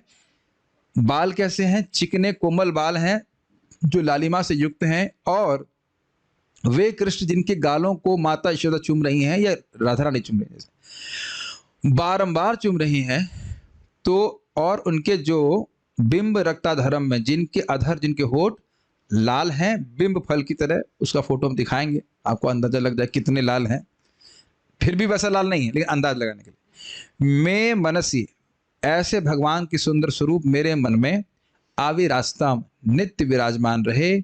अलम लक्ष्य लाभ, ये मेरे लिए पर्याप्त है, और मुझे किसी लाखों लाभों से कोई प्रयोजन नहीं। ज़्यादा बात नहीं करना चाहिए ज़्यादा बात नहीं, बस यही चाहिए बस, ठीक है, ये डाउन पेमेंट कीजिए बस, सही से, ठीक। आगे पढ़ते हैं इसको। अन्वय तत्र, और आपकी मूर्ति में भी, मतलब जो आपका ये जो गोपाल बाल स्वरूप है उसमें भी विशेष रूप से मुख की ओर देख रहे हैं। ते अर्थात आपका, इदम मतलब यह है, मुखाम भोजम, ये जो मुख कमल है, जो को सप्लाई किया गया है, जो अत्यंत नील है। अत्यंत नील अर्थात परम श्यामल है, अत्यंत गाढ़ा नीला, नीले में भी वेरिएशंस हैं, अत्यंत नील है। स्निग्ध रक्तई, कोमल लाल रंग के, चक कुंतलय, घुंघराले बालों से, वृत्तम अर्थात ढका हुआ है। गोप्या, श्री यशोदा द्वारा, मुहुस चुंबितम, बारंबार चुंबित है। क्या चुंबित है? मुख, हाँ। बिंब रक्ताधरम, जहां बिंब फल की भांति रक्तिम अधर है, होठ भगवान कृष्ण के ऐसे लाल हैं। मैं मनसी, मेरे हृदय में, अर्थात विशुद्ध सत्वचित में, मतलब पूरा हृदय जो शुद्ध होगा, इसी प्रकार से पूरी तरह से गुणों के प्रभाव से रहित होगा, तभी भगवान श्री कृष्ण की स्फूर्ति हृदय में होती है स्वरूप की। आवेरास्ताम अर्थात प्रकट हो। लक्ष्य लाभ है, दूसरे लाखों वरों की प्राप्ति से अलम, मेरा प्रयोजन नहीं है, मुझे नहीं चाहिए। अलम मतलब पर्याप्त, भाई मुझे नहीं चाहिए वो सब, ठीक। छोटी सी टीका से पढ़ते हैं। आपकी श्रीमूर्ति में भी, यानी आपके सुंदर स्वरूप में भी, आपके परम मनोहर श्रीमुख को विशेष रूप से देखने की इच्छा करता हूँ। यही हमने चैतन्य चरितामृत में पढ़ा था कि कृष्ण का सुंदर मुख है वह चंद्रमा है, और वह राजा है, और उनके शरीर रूपे राज्य के ऊपर वह राज्य करता है। कृष्ण के सभी अंग बहुत सुंदर हैं, लेकिन विशेष रूप से उनका जो मुख है वो और अधिक सुंदर है। तो इसलिए कह रहे हैं कि आपकी सुंदर रूप की तो चाहता हूं, कामना करता हूं कि मेरे हृदय में स्फुरित हो, लेकिन विशेष रूप से उनके मुख कमल की ओर देख रहे हैं वो। कदाचित ध्यान में अनुभव होने वाले अनिर्वचनीय सौंदर्य आदि का ही इस श्लोक में निर्देश कर रहे हैं। इसका मतलब क्या है? देखिए, ये जो भगवान के रूप का वर्णन कर रहे हैं, यह केवल ध्यानावस्थित तदगते न मनसा पश्यन्ति यम योगिनः, तो जो शुद्ध भक्त हैं, उन्हीं के हृदय में इस प्रकार की सुंदर दिव्य स्वरूप की शोभा प्रकट होती है। अब उसको शब्दों में वर्णित नहीं किया जा सकता। और इस जगत में भी देखिए, किसी सुंदर स्वरूप को आप शब्दों में कितना वर्णित करेंगे। इस जगत का कोई रूप केवल आकृति में सुंदर है, वह भी बहुत कम मात्रा में, और प्रकृति में तो बिल्कुल सुंदर नहीं है। उसका वर्णन आप कर सकते हैं शब्दों में, प्रयास कर सकते हैं, लेकिन आप फिर भी वर्णन नहीं, फिर भी जो व्यक्ति उस रूप को नहीं देखा है वो शब्दों से नहीं समझ पाएगा। जो व्यक्ति, जो सोचिए, जैसे जैसे जो व्यक्ति कभी गोवर्धन जी को नहीं देखा है, तो कितना भी आप गोवर्धन का वर्णन शब्दों में कर लीजिए, कर सकते हैं, लेकिन क्या उसको वो अनुभव हो जाएगा? है ना? कभी आपको ऐसा अनुभव हुआ है कि किसी व्यक्ति से मिले नहीं है, केवल नाम सुना है और आप कुछ धारणा करने लगते हो केवल नाम सुन करके, और वो देखने में कुछ अलग लगता है? हमारे एक भक्त हैं, मित्र है मेरे, प्राणनाथ प्रभु, तो सनक सनातन बोले बड़े अच्छे अकाउंटेंट है। पता नहीं मेरे धन में धारणा हुई है ऐसी कि अकाउंटेंट मतलब मोटा व्यक्ति। तो जब तक नहीं मिला तो मैं सोचा था कि मोटे व्यक्ति होंगे और मूछ से होंगे ऐसे करके। और जब मैं मिला, देखा रहे वो तो ब्रह्मचारी हैं, सिंपल पतले दुबले से ब्रह्मचारी। कभी हुआ आप लोगों के संग ऐसा? आप किसी का नाम सुने, खाली नाम सुन के सोचने लगते हो ये व्यक्ति ऐसा दिखेगा, और जब आप उसको वाकई देखेंगे तो अरे ज्यादा दूर जरूरत नहीं है, मुकुंद प्रभु मिलिंद, जूम में ऐसा लग रहा छोटा बच्चा हो, है ना? है ना? गलत तो नहीं बोल रहे ना? और जब इनको पहली बार देखा रही तो बहुत बड़ा लड़का लग रहा है, एकदम बड़ा बच्चा। मैं तो पूछने वाला था एक बार जूम पे कि भाई तुमने अपने करियर के बारे में क्या सोचा, क्या करोगे आगे जाकर के? पता लगा कंपनी चला रहे हैं। तो आप किसी को आपने देखा यहाँ पे भी, आप कितने भक्तों को जूम पे देख रहे हैं वो अलग बात है, और आप सामने देखते हैं तो आप अलग दिखाई पड़ता है व्यक्ति। तो क्या तो लौकिक बातें बोल गया मैं, लेकिन खाली कहने का आशय यह है कि हृदय में जो सत्यव्रत मुनि जिस रूप को देख रहे हैं, ईदमते का मतलब क्या? वही जो दिख रहा है, कुछ नहीं समझ पा रहे हैं। ईदमते का मतलब क्या है? जो रूप दिख रहा है उनके हृदय में, वो कहते हैं बस यही आविर्भूत रहे। तो रूप कैसा है उसका वर्णन कर रहे हैं, लेकिन उसको हम ग्रहण नहीं कर पा रहे हैं, क्योंकि शब्दों के द्वारा भगवान के रूप का वर्णन संभव नहीं है पूरी तरह से। कुछ कुछ अंदाजा दिया जा रहा है, लेकिन शब्दों के द्वारा उसको वर्णन नहीं किया जा सकता। जैसे गोप कुमार जी अपने शिष्य ब्राह्मण को बोलते हैं कि देखो, गोलोक में जो मैं देखा हूं उसका वर्णन मैं शब्दों में नहीं कर सकता, वो असंभव है, इज बियॉन्ड वर्ड्स जिसे कहना चाहिए। कुछ कुछ वर्णन कर रहे हैं, जैसे आप सुना होगा कि सुरभि गाय हैं, इत्यादि इत्यादि, लक्ष्मियां हैं, हजारों लक्ष्मी भगवान की सेवा में लगी हुई हैं, फिर भी शब्द नीचे ही रह जाएगा, वो उसका वर्णन नहीं कर सकते। यहाँ पे भी देखिए, जो हरे कृष्ण मंत्र करके सुख भक्त को अनुभव होता है, उसके शब्दों में आप वर्णित कर सकते हैं? नहीं कर सकते। तो इसलिए बोल रहे हैं कि कदाचित ध्यान में अनुभव होने वाले ये भगवान का सुंदर स्वरूप तो ध्यान में ही हृदय में अनुभव होता है। अनिर्वचनीय सौंदर्य आदि, जिनको वचन के द्वारा, जिस सौंदर्य और अन्य गुणों को भगवान के वचनों के द्वारा आप निरूपित नहीं कर सकते हो, उसको इस श्लोक में निर्देश कर रहे हैं, मतलब दिशा निर्देश कर रहे हैं। ऐसा ऐसा रूप है कृष्ण का। ठीक है, जैसे बोल दिया कि नीलई, अच्छा नीला, तो अब हर व्यक्ति सोचेगा नीला मतलब ये, लेकिन उस हर व्यक्ति के नीला का अर्थ क्या हुआ? कोई भौतिक नीला, और उससे परे हैं भगवान। समझ में आया? लेकिन फिर भी ये बोल करके भगवान के भक्त भगवान की स्तुति करते हैं और भगवान प्रसन्न हो जाते हैं। मुख कमल, मुख को कमल से उपमा दी जा रही है, कमल तो सूख जाता है, तो कृष्ण का मुख भी ऐसा ही है क्या? बहुत लोग वरदान मांगने आ गए, अरे क्या करूं अब मैं, तो सारे लोग, अब तो कार्तिक के पहले दिन तो बहुत लोग मंदिर में आएंगे, हर प्रकार का वरदान मांगेंगे, क्या होगा मेरा? तो ऐसे कृष्ण का मुख भी सूख जाता है क्या कभी धूप में? नहीं। तो केवल थोड़ी सी उपमा की लिमिटेशन है, बस कमल सबसे सुंदर वस्तु है, तो बस यही बोल के काम चला लिया जाता है। लेकिन महाराज समझा रहे थे कि जब भक्त को भगवान का दर्शन होता है तो भक्त माफी मांगता है भगवान से कि भगवान, मैंने बहुत बड़ा अपराध किया कि आपके मुख को कमल से उपमा दे दी, आपकी मुख की उपमा कमल से दे दी। कहाँ कमल जो मुरझा जाता है, कीचड़ में उगता है, उसकी उपमा दे दी, या आपके मुख को चंद्रमा से उपमा दे दी। चंद्रमा में तो दाग है, गुरु पत्नी गामी है, कहाँ मैं उससे उपमा दे दी। लेकिन अब क्या करा जाए, और कुछ है नहीं। या बादल, बादल घनश्याम बोलते हैं। तो इन सभी का देख करके हम एक अंदाज लगा सकते हैं। लेकिन भगवान का वाकई जो रूप है, जो कुछ भी है, उसको किसी से कंपेयर नहीं कर सकते जगत में। आपका मुख प्रफुल्ल कमल, बाकी कुछ समझ में आए या नहीं आए, हिंदी थोड़ी इंप्रूव जरूर हो जाएगी, है कि नहीं? प्रफुल्ल कमल का मतलब खिला हुआ कमल, ब्लॉसम्ड कमल। आपका मुख प्रफुल्ल कमल के आकार का है, एकदम खिला हुआ कमल, प्रसन्न, जैसे कहना चाहिए, सुंदर, आनंद, और सभी तापों को हरने वाला है। अगर आपको याद हो तो ये माता कुंती की प्रार्थना में भी हमने सुना था, नमो पंकज नाभाय नमः पंकज मालिने नमः पंकज नेत्राय नमस्ते पंकजांग्रये। अब आया समझ में पुराण का फायदा? तो वहां पे बोला क्या, नमो पंकज नाभाय, आपकी नाभि पंकज के समान है। नमो पंकज मालिने, आपने वन माला नहीं पहन रखी, पंकज की माला पहन रखी, कमल की माला पहन रखी। और उसके बाद नमः पंकज नेत्र, आपके नेत्र पंकज के समान है। और नमस्ते पंकजांग्रे, आपके चरण भी पंकज के समान है। तो वहां पे अगर आपको याद हो टीका में बोला गया था यही बात कि एक तो कमल जैसे हैं और दूसरा कमल की तरह ठंडक पहुंचाने वाले हैं। कमल के माला कभी पहनी हो, भागवत क्लास अपने दी हो कभी कभी कभी मिल जाती है, और नहीं तो नहीं भी दी हो तो जो भगवान खरीद करके भगवान को अर्पित करके फिर आप पहन के देखना, हाँ ये तो सही बोल रहे हैं, कमल की माला वाकई ठंडा देने वाली होती, ठंडक देने वाली होती। तो कह रहे हैं इसी प्रकार से, आपको याद हो माता कुंती कह रही थी कि उसी प्रकार से आपका जो सौंदर्य है वह कमल के समान हमारे संताप को नष्ट करने वाला है और हमको बहुत सुख देने वाला है। भूल गए होंगे आप, लेकिन यही बात यहाँ पे फिर से आ रही है।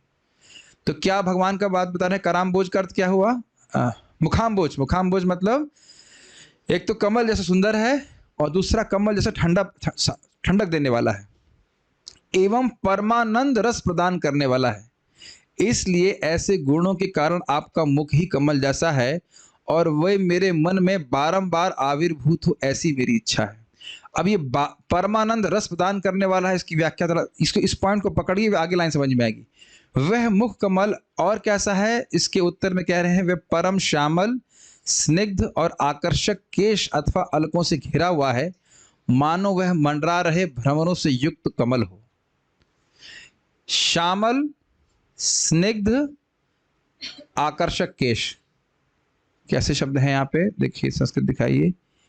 हाँ, कुंतलई मतलब घुंघराले बाल, स्निग्ध मतलब चिकने, भाई श्यामल चिकने, श्यामल तो हैं ही भगवान के बाल, और रक्ते लालिमा से युक्त, इन बालों से वह घिरा हुआ है, मानो वह भंडरा रहे भ्रमरों से युक्त कमल हो। अब ये बताइए कि भ्रमर की उपमा किससे दी जा रही है? बाल, क्या डाउट लग रहा है? बालों से ही। भ्रमर कैसे होते हैं? काले होते हैं, और उसके बाद क्या कह सकते हैं, भ्रमराते ऐसे करते रहते हैं। तो कृष्ण का मुख कमल जैसा है और कमल के सेंटर भाग में वो होता है ना, रस होता है। तो उस रस को प्राप्त करने के लिए जैसे भंवरे मंडराते रहते हैं, ऐसे ही कृष्ण का मुख कमल का रस का आस्वादन करने के लिए मानो उनके बाल जो है वह उन पे मतलब घूम रहे हों। आप जान रहे हैं कि जब बोल रहे हैं ढका हुआ है, तो ऐसा नहीं कि वो कोई ऐसा ढका हुआ है, बाल पूरे ढके नहीं है जगह ना बची, ऐसे नहीं है, बाल हैं लेकिन वो बाल कभी इधर मतलब गाल के ऊपर जा रहे हैं, कभी सामने आ रहे हैं, कभी होता है ना ऐसे लोग थोड़ा सा स्टाइल मारते रहते हैं, बाल सामने आ रहा है, पीछे जा रहा है, पीछे करते फिर सामने आता है, ऐसा करके। कि कृष्ण तो आपने पहले सुन लिया, कृष्ण क्रीड़ा परायण है, देव हैं, खेलते रहते हैं, तो बाल स्थिर नहीं रहेगा। हमने वहां भी सुना था ना, जब अर्जुन को बचाने के लिए इसी प्रकार से भगवान लुलित विश्व करके था कि भगवान के जो केश हैं वो सब तरफ बिखरे हुए हैं। तो यहाँ पे भी भगवान के छोटे छोटे बाल नहीं, बाल बड़े हैं और वे मुख कमल के ऊपर मंडरा रहे हैं भंवरे के समान। अभी भी नहीं समझ में आया तो हमने ये फोटो रखा हुआ, दिख रहा है कमल ही है कि कुछ और फोटो है? अब कोई कह रहा है कमल है, कोई कह लिली है, लेकिन हमको यही मिला जिसमें भंवरे बहुत सारे थे। कमल लिली एक ही जैसा ही कुछ है ना, लिली है, चलो चलिए अब ठीक है, मान लीजिए कमल है। भाई मैं टीचर हूं, मैं बोल रहा हूं तो कमल है तो कमल है, ठीक है। अरे इतना समझ लो कि भाई सबसे अधिक भौरे मुझे इसी में मिले ऐसे कर लीजिए। तो कृष्ण का जो मुख है वह कमल के समान है, और भौरे जो हैं कैसे हैं, उनके जो बाल हैं वह उनके भौरे के समान जो रस आस्वादन करना चाहते हैं। आपका यह मुख कमल गोपी अर्थात यशोदा अथवा राधा के द्वारा, श्रीमती राधा रानी के द्वारा बारंबार चुंबित हो रहा है। तो मुहु पद का यहाँ भी संबंध है। अभी देखिए यहाँ पे देखिए, मुहु चुंबितम, तो बड़ा स्पष्ट है। मुहु मतलब बारंबार, और आपका मुख कमल बारंबार श्रीमती राधा रानी या फिर माता यशोदा के द्वारा चुंबित हो रहा है। अब मुंह को अलग अलग जगह लगाएंगे, ध्यान से सुनते चलिएगा।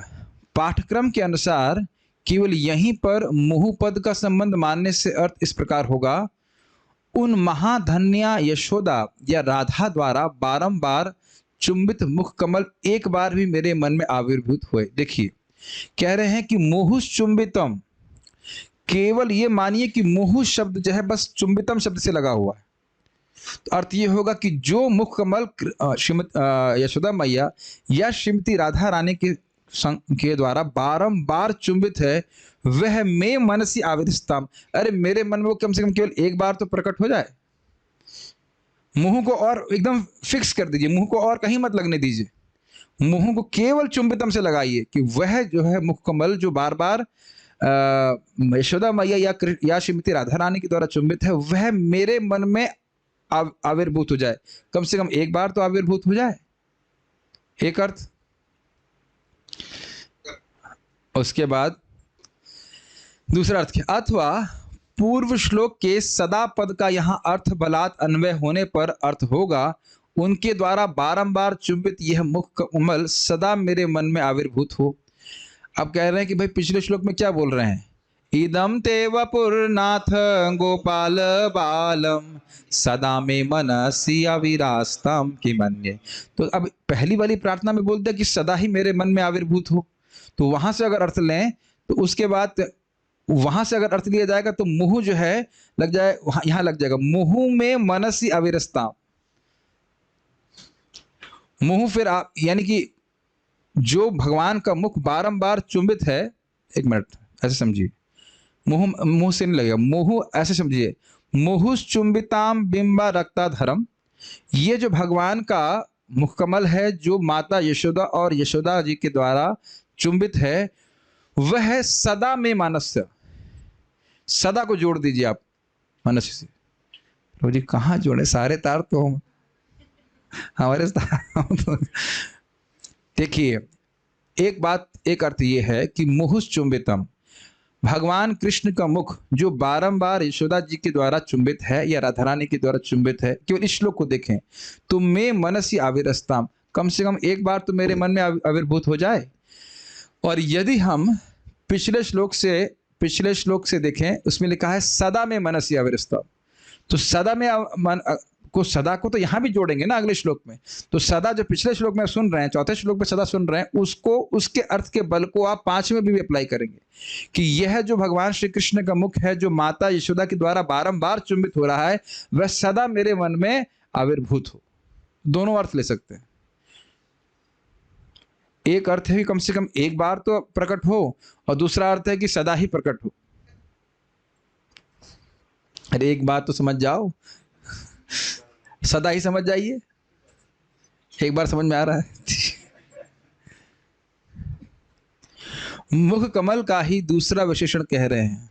मुझे लग रहा होगा ये आप लोग सोच रहे हैं ये कार्तिक कुछ अलग लग रहा है, हमको शुभ संकेत नहीं मिल रहा है, इतना परेशान कर रहे हैं तो पूरा महीने में तो बहुत टॉर्चर करेंगे। मुख कमल का ही दूसरा विशेषण कह रहे हैं बिंब रक्ताधरम। घबराइए मत, आज तक कभी देखे हैं बिंब फल को, इसलिए हमने फोटो भी दिखा दी, कितना सुर्ख लाल है बिंब फल। तो ये जो बिंब फल है इसकी तुलना किससे की जा रही है, कृष्ण के होठों से की जा रही है। तो अब आप याद रखना कि कितने लाल हैं कृष्ण के होठ। कुछ लोगों के होठ सहज रूप से लाल होते हैं, इतना लाल तो शायद ही कभी देखा होगा। इस प्रकार से कृष्ण का जो अधर है वह इस प्रकार से लाल। फोटो दिखाने से हाँ, हो सकता हो कि आपको फल याद आए, कृष्ण का होठ नहीं याद आए, लेकिन कुछ कम से कम कलर तो याद आएगा। लेकिन फिर भी कृष्ण की जो लालिमा है होठों की वो अलग है। ठीक है, पता नहीं सब्जी बनती क्या होता है इसका, मुझे तो नहीं पता है, खाएं कभी तो। कार्तिक में एक बार बिंब फल की आप सब्जी बनाइए, वैसे ये कोई अच्छा इच्छा नहीं, चलिए छोड़िए।